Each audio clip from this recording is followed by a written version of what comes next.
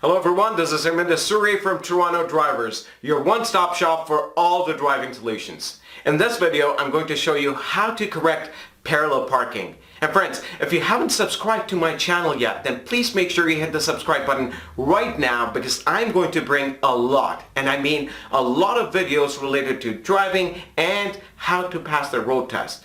So please make sure you hit the subscribe button right now and click on the bell icon so that you don't miss out on any video that's coming up next. Parallel parking is one of the most dreaded maneuvers on the road test. And when that goes wrong, especially when it's the first thing on the road test, boy, the hopes of getting the license get shattered. But don't you worry, I have got your back. Because in this video, I'm going to show you a very simple way of correcting parallel parking. You follow these steps and you'll never have to worry about correcting parallel parking. So please make sure you watch this video all the way through the end and follow these steps to pass the road test.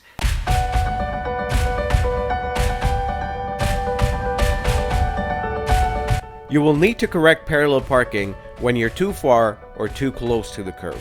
And in this video, I'm going to show you how you can correct yourself when you're too close to the curb. It is really simple. Let's take a look. So I've aligned my car with the reference car, and I am backing up. Now let's see what happens. So first, I turned the wheel once to the right, and now I'm going to turn the wheel all the way to the left and reverse. Oops! I was about to hit the curb. Now let me pause here and give you an important tip. A lot of times people keep backing up and do not look in the side view mirror or the blind spot mirror to see how close they are to the curb.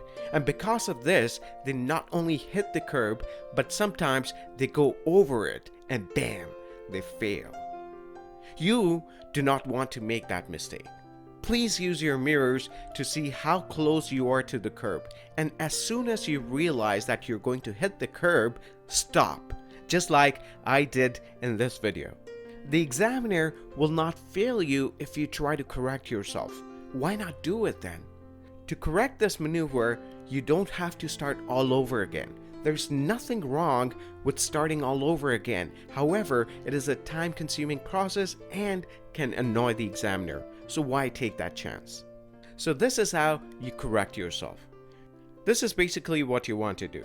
Since you're too close to the curb, you want to inch forward a bit to get more room, and this is how it would look like. You move up first, then sideways, and then reverse. Let me now show you the step-by-step method of doing it. Before you start the correction, please make sure your wheel is turned all the way to the left. If you're following my parallel parking method, then you would already have the wheel in this position. Once you've made that sure, shift the gear to drive, take your foot off the brake to allow the car to roll, and count 1, 2, 3, just like the way I'm going to demonstrate. 1, 2, 3. After that, turn the wheel 2.5 times to the right, just like this. And once again, take your foot off the brake and count 1, 2, 3 as you move forward. Let me demonstrate. 1, 2, 3. At this point, turn the wheel all the way to the left and reverse.